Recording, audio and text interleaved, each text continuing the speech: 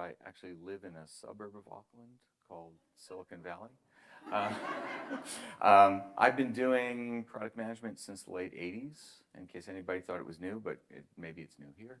I'm thrilled. I'm just terrifically thrilled. My heart is just leaping out of my chest here because I haven't been here since 2019, I think.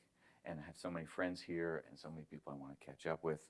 This is the 15th anniversary of the very first product camp that I threw in Silicon Valley at Sunnyvale in 2008.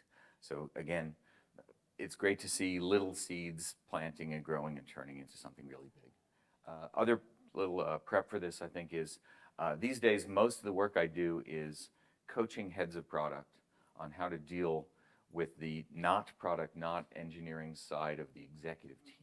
Right, so we're going to think about the go-to-market side of the most senior people at your company who honestly couldn't care what we do very much as long as we ship it on time and hope it makes some money. But the most important part of this, I think, comes back to empathy, because it's really, really easy in our job to think badly of all the people who don't understand, all the people who don't care, all the people who are distracted by something else, and we don't think about why it is that they are the way they are.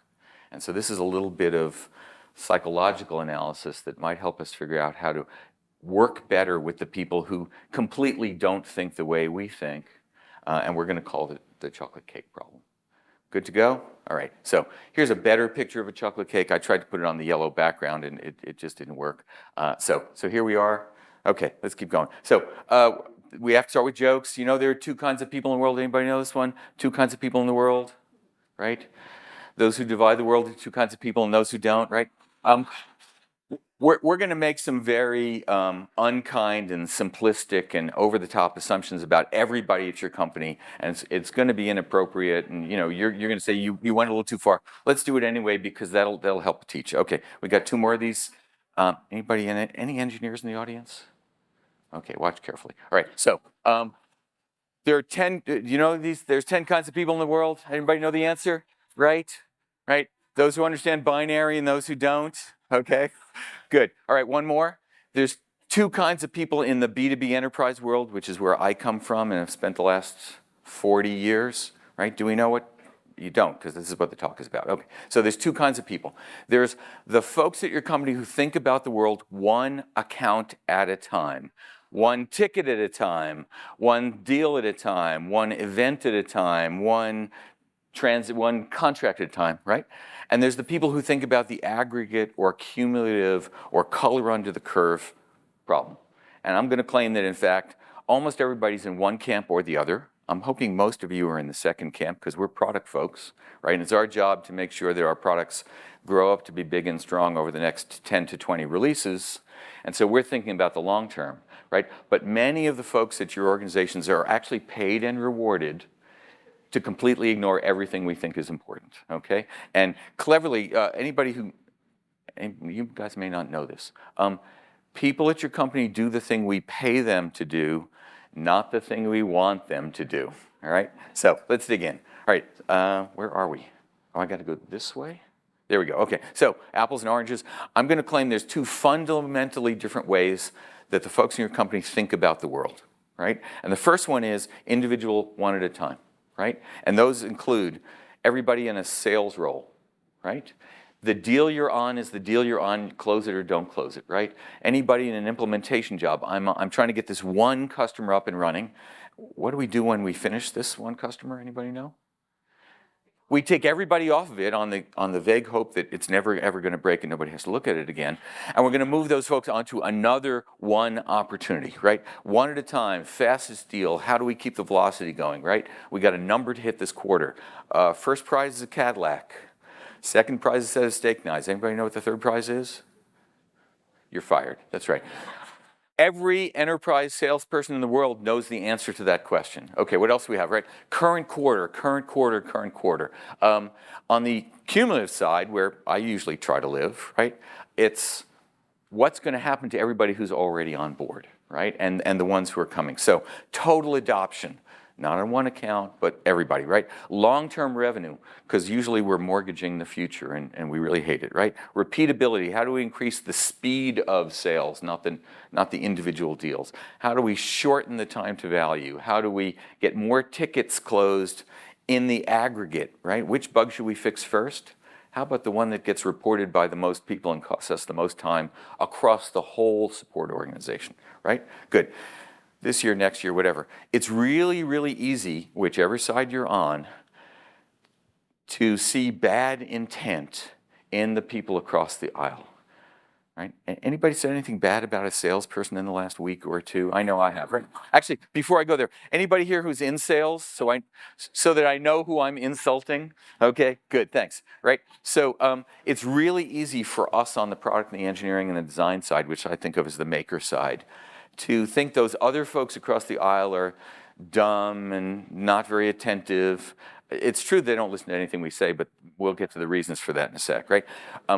I think we have to come to work every day, assuming you're coming to work and you're not remote, whatever, we have to come to work every day with a little bit of love and empathy in our heart for all of the folks in the company who don't think the way we do, right? This isn't them trying to antagonize us to make us feel dumb and stupid.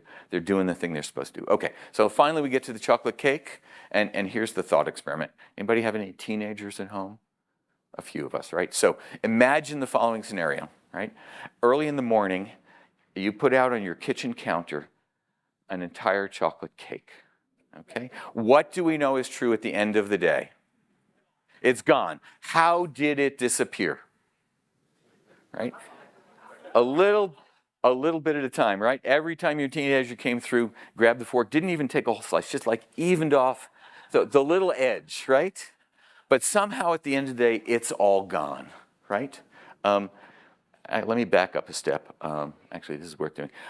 Almost everything I've written in the last 5 years, and thanks for the head nod on the last one, right? Isn't actually written for you folks as product people.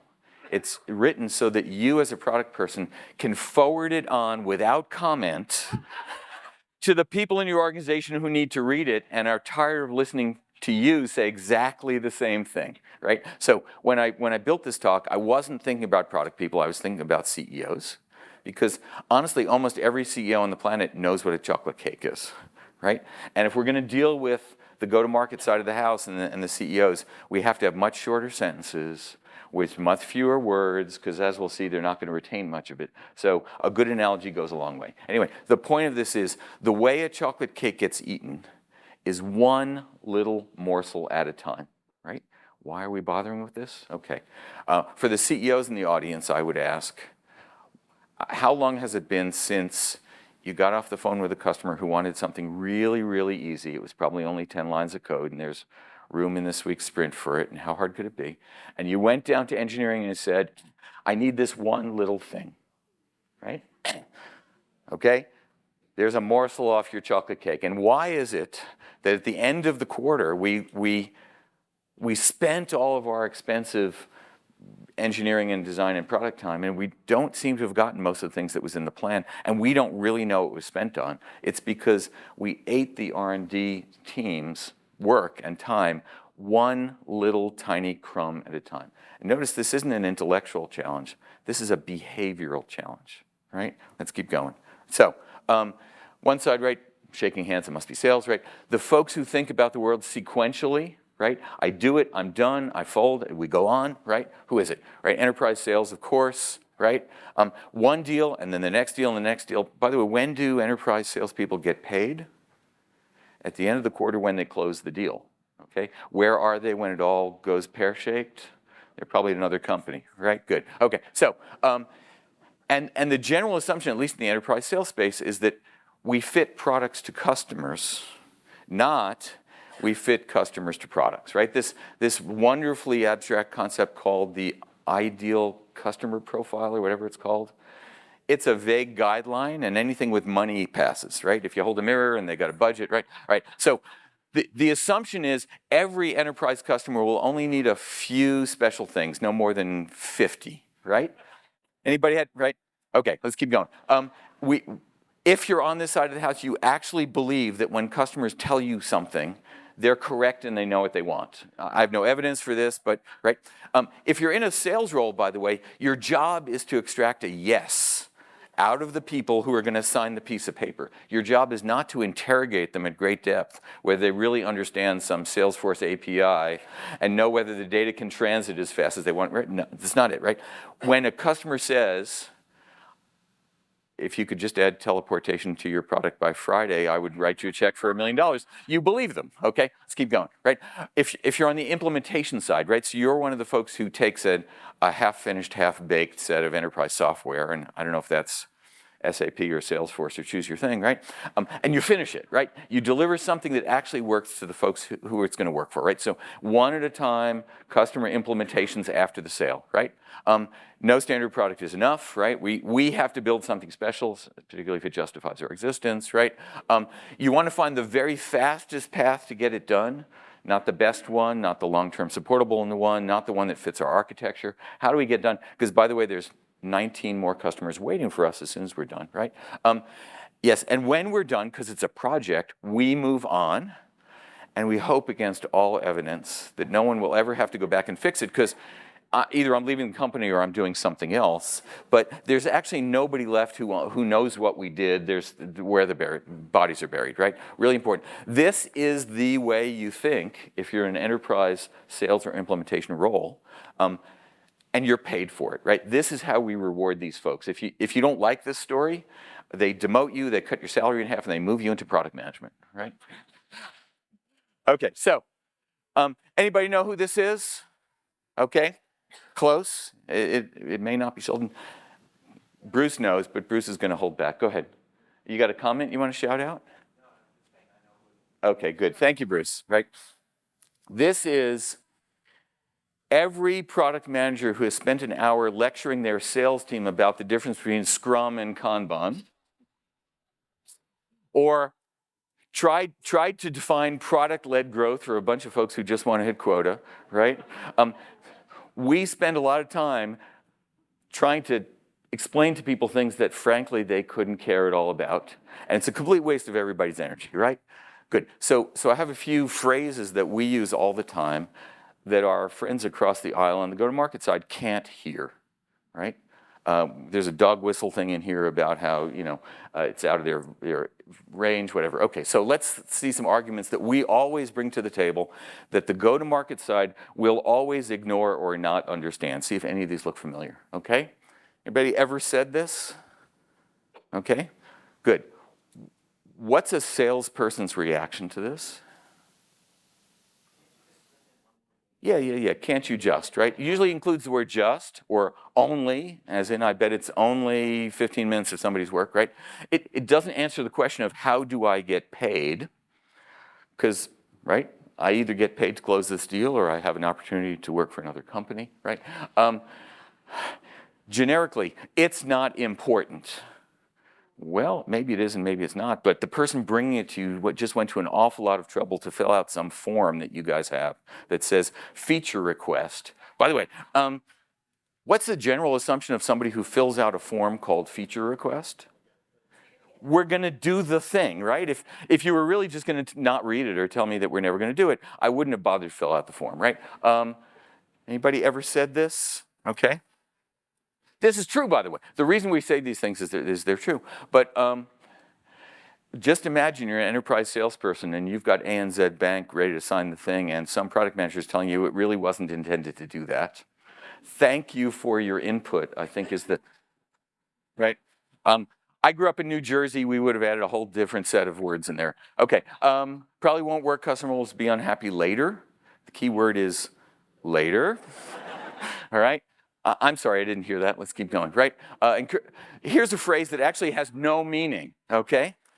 If we surveyed everyone on your entire go-to-market side and we said, can you tell us the definition of technical debt? They would say, excuse that engineers use when they're playing Fortnite and eating bonbons instead of doing work, right?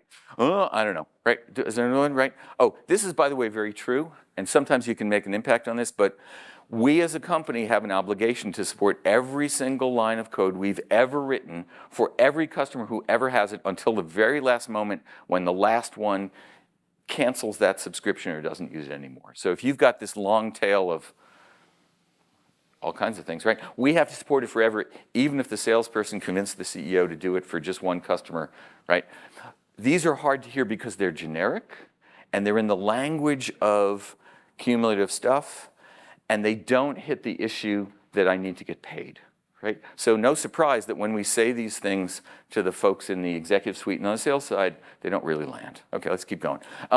Side trip, anybody a fan of ancient Greek mythology? Okay, good. Somebody's going to very, very briefly tell me who Cassandra was. Anybody know Cassandra? Sorry? That's exactly right. So Cassandra, one of the 50 daughters of the king of Troy, was cursed by the gods to see the future correctly and entirely, to tell everyone what was going to happen next, and to have no one believe her. They were very smart, these Greeks, right? She's famous, among other things, for saying, don't wheel that wooden horse into the city. It's full of Greek soldiers, right? This is the place that every product manager finds him or herself almost every day saying, you know, that seems like a good idea, but let me explain why the laws of physics say it can't possibly work, right? Just know that the folks that you're saying that to may have a really strong organizational incentive and pay structure that causes them to doubt what you say. But here we are, right? In case you thought it was just you, it's not just you. Okay, good. So let's paint the other side. This is us. We're looking at the stars. We're thinking about 8 billion years from now, right?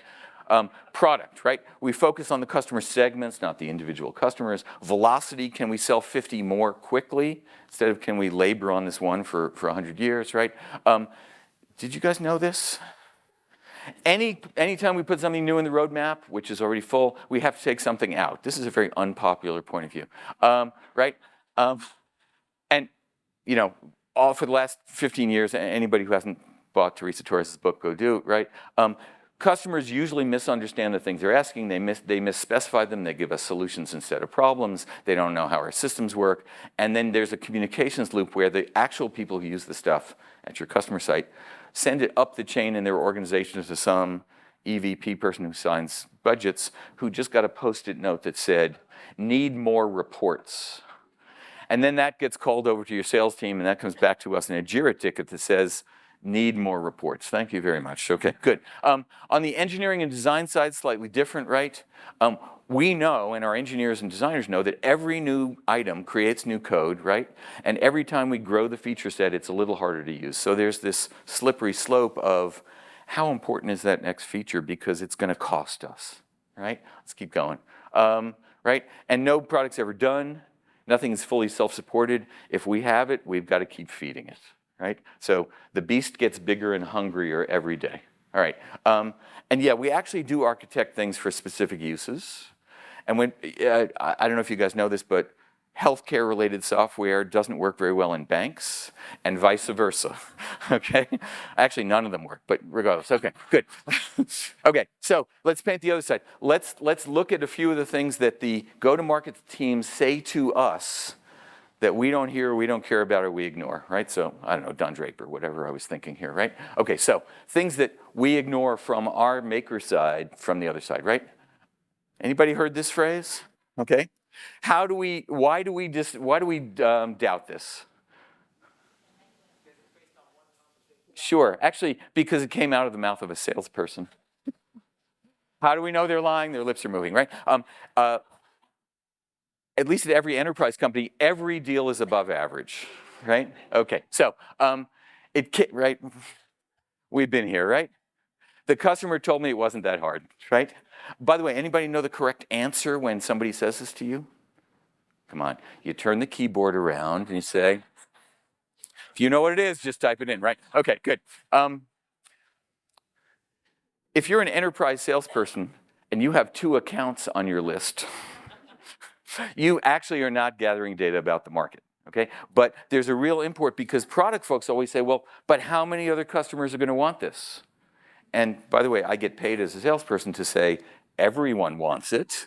So guess what I say, right? So we doubt this on its face because we know that our salespeople don't actually do market research and would hate it and would be bad at it. But it's rather insulting when we say it out loud, right? Anybody had this one? Then let's not build it. Right? Here's another one, right? Don't worry, they won't. Horrible, right? This, by the way, is your roadmap. Bruce is going to talk a lot more about roadmaps, but we know that we already took the easy things out, and there's no slack. That's Slack in the old sense before the app, right?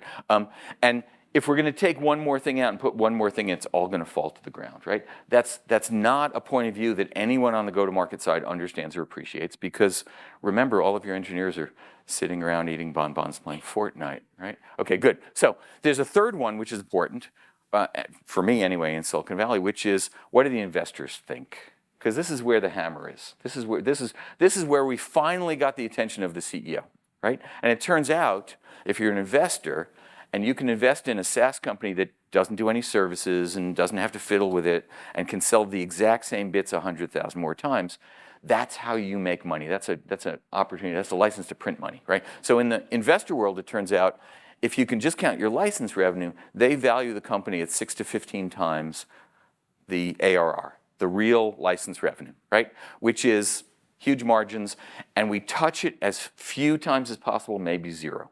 Right? That's where we're trying to get. Anything in the services realm, and the numbers vary, but I've seen 0.4 and 0.6 and 0.8. The money that we bring in for fiddling with and installing and configuring and bespoking, whatever it is, right? Our investors think is mostly worthless because it's something you have to keep refreshing, and there's not much margin, and it's hard to do. So if we're trying to communicate to our CEO and our CFO why our point of view is important, notice nothing we said before mattered because they weren't listening. This is a big answer for me, which is, when we, as product folks, talk to the executive team in sentences denominated in money, we have their attention. Everything else is lost, okay? So we have to come back and say, well, sure, we could do that one thing that you just thought of in the shower this morning or came off your phone call, but we're going to have to delay the scalability and security project, which every one of our customers is waiting for, and we think that might cost us 20 to 40 million in renewals next year. Now, nothing in the sentence made any difference until we got to the 20 to 40 million, because that's how they measure success, right? We're going to keep going here. All right, 2 quick examples. Oh, here's our enhancement request. Remember the form, right? Every single person who fills out an enhancement request is thinking about their enhancement. And again, their assumption is, we're going to do it, right? It's an important deal. We got a customer on the line. They fill out the form. They send it in, right? This is the one-at-a-time view of the world, right? Which is where they sit. Anybody know what the picture looks like on the other side? Right? So on the receiving end, we just got 10,000 requests for features, right? And we know that our engineering team is about 20x or 30x oversubscribed already. So even if we did nothing but address the forms that are coming in, we'd still have to turn down 95% of them, right? So we see the flow, we see the aggregate, we see the coloring onto the curve. We have to start communicating that, right? Here's one more, because I don't want to run out of time. Anybody ever been through a migration on-prem to the cloud? Okay. Anybody more than 3 years into one of those? Okay. I was working with a client they're pretty far along. They're like 6 years into their migration.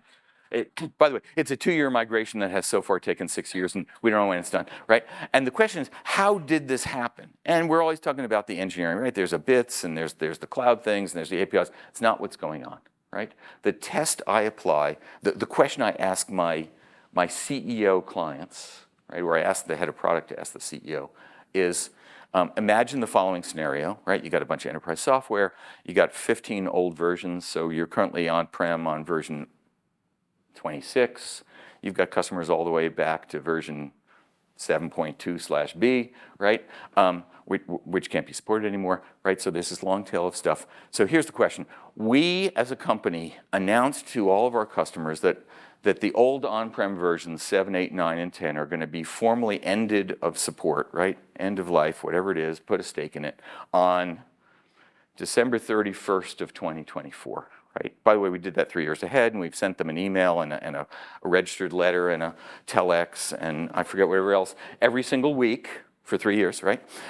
But the head of that customer, who's let's say our 5th biggest customer, calls your CEO up about 7 weeks before the deadline and says, what does that person say?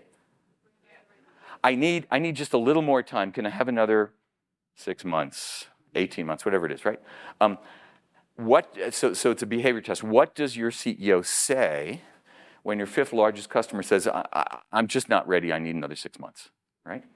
Okay, now back to the beginning. Remember, we have to support every line of code we've ever written until the very, very, very last customer gives it up, right? So generally what we find is that we get half or 60% of our customers onto the cloud thing, and there's this long tail of folks who got special permission from CEO or the head of sales, and everybody asks the question, which is, how come we're spending so much energy maintaining the old stuff that we end-of-lifed? Because we didn't see the connection between yes on that one, yes on that one, yes on that one, yes on that one, yes on that one, and the overall impact of, right? So your product set actually, I think, ends up looking like this, right? Anybody been here? Every odd and old thing that's ever been shipped, somebody has, right? And we celebrate when the last one dies, right? Aggregate, right? So we have to talk with our stakeholders, our go-to-market side, our CEOs about the total aggregate cost of maintaining 52 old versions of crap that don't earn their keep, so that we can free up all those teams to do something useful, right? And notice I forgot to add the most important thing in the sentence, which is, and if we could move those 27 people over, we could put 3 million or 4 million a year of R&D into something that we all cared about, right? Notice when we put a currency symbol in, we finally get the attention, right? Okay, let's keep going. So what doesn't work? Here's a few, right? Anytime you find yourself lecturing the other half of the company about how stuff happens and why it's in the backlog and why it's going to take 92 more years to get to the top, they don't care, right? Jargon, back to jargon. So folks who work for me never, ever, ever use the acronym MVP a second time. Because it turns out every single person in the room knows exactly what MVP is and know to agree, right? By the way, product-led growth by next month will be in the same category. McKinsey has a white paper. It makes no sense. They sent it to every CEO, right? Stay out of the jargon, right? Use phrases like non-working prototype and piece of paper that has no code behind it, right? Okay, good, right? Nobody on that side cares what you do. The lectures and the hopes that they're going to love you and appreciate all your diagrams and see the 23 boxes that are on the chart, they don't care. So don't waste your time. We're too busy is heard as you're not important. So you better be too busy on something specific, not just F you, we're too busy. And then the last one here, often we try to push the work back onto our go-to-market side stakeholders. We say, oh, well, if you can find 22 customers who want this, we'll build it. You know what? Not their job. And if you're a good salesperson, you can make a list of 22 customers in about 5 minutes. And that's just what we're going to get back. So you can't offload, you can't offshore the product discovery onto people who neither care nor are trained, right? Let's keep going, right? So things that work sometimes, right? I'm trying to think. I thought there was a picture in here anyway. There's a syndrome that I've seen everywhere, and we call it roadmap amnesia. Okay, you know this? Anybody know the cause of roadmap amnesia? Okay, any phone call from any customer, okay? You just spend 7 hours explaining what's on the roadmap, right? And your sales team got a call from JP Morgan Chase, right? Their brains are wiped clear except for everything that happened in the call, right? So don't expect everybody on the go-to-market side to remember what you reviewed with them 3 days ago on the roadmap. It's not that important to them, right? So very first thing when a new thing comes in is I try to recap, repeat, remind, what are the 2 or 3 most important things we all as a company have agreed to do. We announced to the board, we put in the press release, we're in test, right? And then we get to ask the question of, well, your thing I'm sure is really, really important. Which of the 3 corporate priorities that are completely consuming our engineering team would you like to postpone for a couple of quarters? And by the way, this one's worth 20 million, this one's worth 10 million, right? So I'm all ears. And by the way, I'm going to need your help lobbying with the folks who actually put that on the roadmap, who are everybody else in the room, because, right? Good. So we start by reminding what we're working on because they've forgotten, right? We talk about money.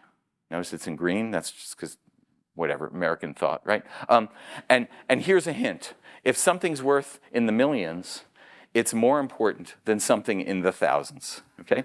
Short sentences, even CEOs get it, right? If there's something on your roadmap that's going to generate an awful lot of upsell or an awful lot of cross-sell or an awful lot of reduction in cost, remember the number, write it down on your roadmap. So anything smaller than that is smaller than that. There you go. Okay. Right? This is called politics. Some people don't like it. I'll call it coalitions. Your CFO is somebody who really wants the company as a whole to make more money. So that's somebody to enlist in the challenge of how do we fight the specials, right? Your marketing folks want to serve a market, so maybe your CMO is somebody who's on this side, right? Often your VP of sales or chief revenue officer wants to make the most money for the whole company. Not always, right? So this is about people and personalities and the fistfights that happen in the executive suite. It's not about a 16-column, 700-row spreadsheet that you bring into the meeting and walk everybody through for 7 hours to show how smart you are, right? What else do we have? Partner with services companies. If you're torn between being a product company and a services company, find a services company that wants the work and give it to them. Get out from under it.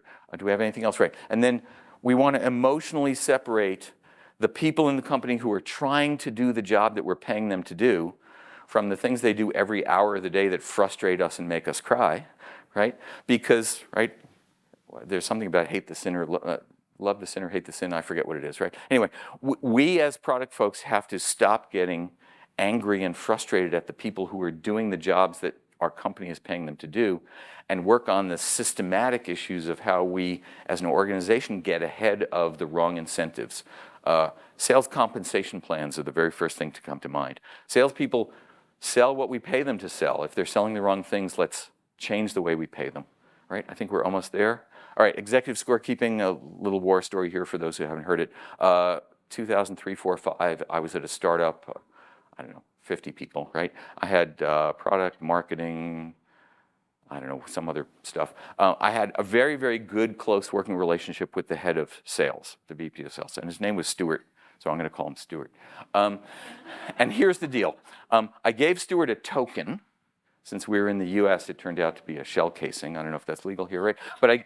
But I gave him a shell casing, and I said, put it in your desk, Stuart, because his name was Stuart.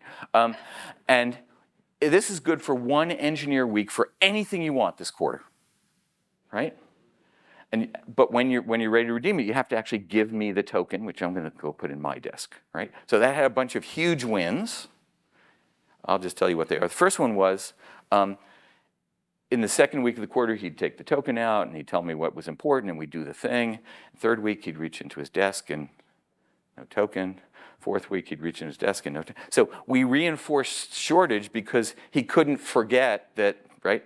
There was a visible scorekeeping. The second thing was every time one of our sales reps came to me and said, I have the biggest deal in the history of the planet, I got to say, instead of your lips are moving, I got to say, if your boss, the head of revenue, agrees that this is the most important thing, let's chat, right? Who knew what the deals were and what was going to close? Not me, right?